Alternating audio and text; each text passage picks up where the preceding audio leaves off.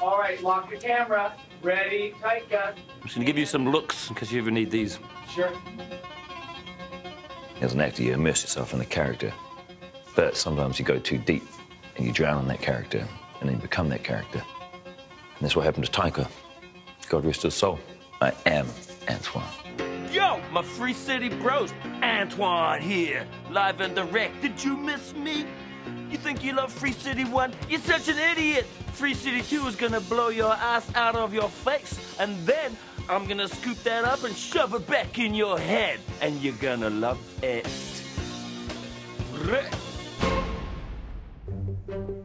In addition to being a pretty amazing director, Taika Waititi is as gifted and brilliant a comedic mind as I have ever directed. And I've worked with a bunch of them, and that makes him great at two things, and that's not fair. All right, ready, background, action! Good morning, sheeple. Oh, you are fired.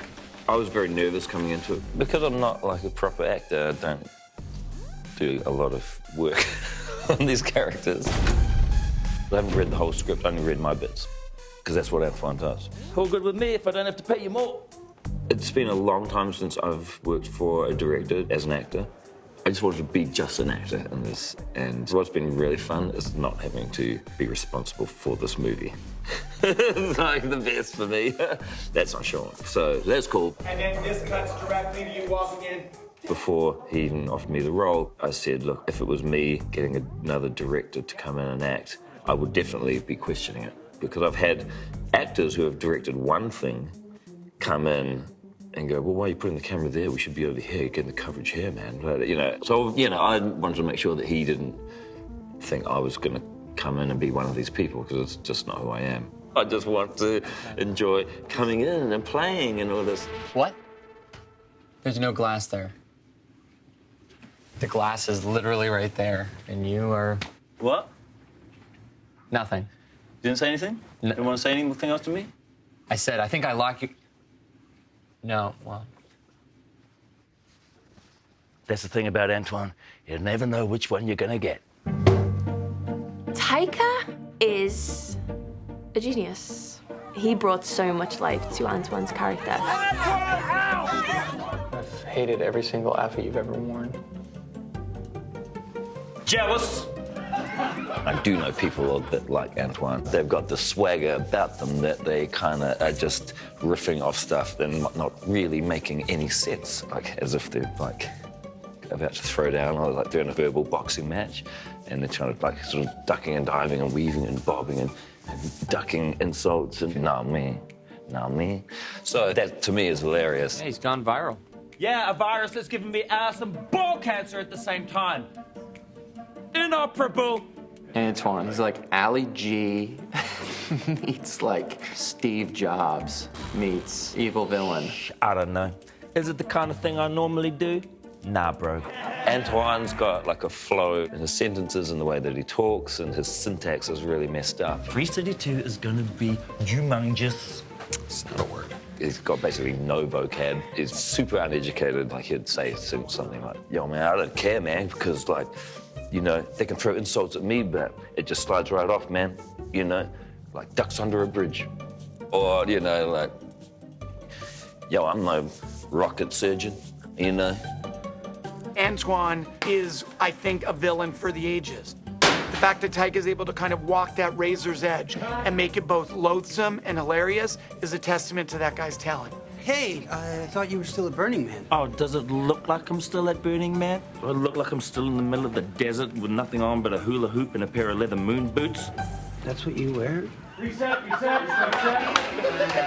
Taika takes an already funny script and is riffing on a level Nah, I'm just messing with you. that is freaking sublime. His mind is so fast.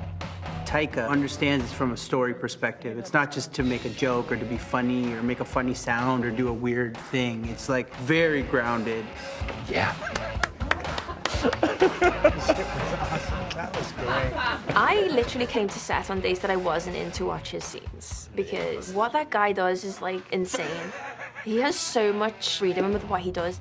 Wow, killed it. his brain is just like constantly taking over. That's something I'm into, yeah, because this guy's losing me money, honey, and I like my money. He has got to go reboot. Well, what's on the page is usually perfect. I never launch into the improv or those ad-libbing stuff because I don't believe in the script. Art nerds! I want to make some... The script for me is very important, and I always like to, as much as possible, get the script right and do it how it's written. I'm gonna give this... It's all good, it's all good. It's not good, I'm never gonna get it. Reset, guys, reset. And then, once Sean's happy, or whoever's directing is happy, then if we've got time, then play around and like do a little dance around all that stuff. Oh, art nerds! We're gonna make some upgrades to Blue Shirt. We're gonna turn him into some sort of mob boss with like big muscles, and we're gonna give him a twisty mustache like a barista. Then sometimes some stuff comes out which may not necessarily be better, but it might be just a joke that someone didn't think of. Got it. And keep up. Jonathan! Not the fetus.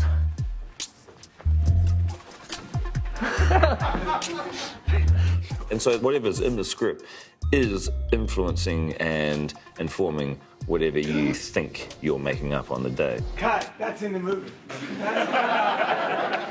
So when people are like, oh, I just made that up. You didn't really. You riffed off something that was really good that was already written. Next. It's your lawyers. They need to get your deposition scheduled. Which lawsuit are we talking about? Millie Rusk.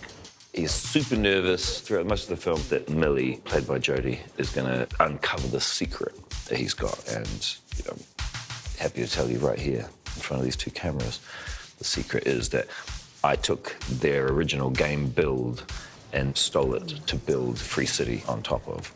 And I started figuring out that people are going to find that out, and then I'm going to go down as Antoine the Titanic in the great Atlantic Ocean of business, scuttled by an iceberg named Millie and Keys.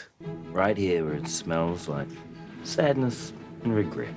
Sean is great because he comes from that background of being able to work with people who improvise.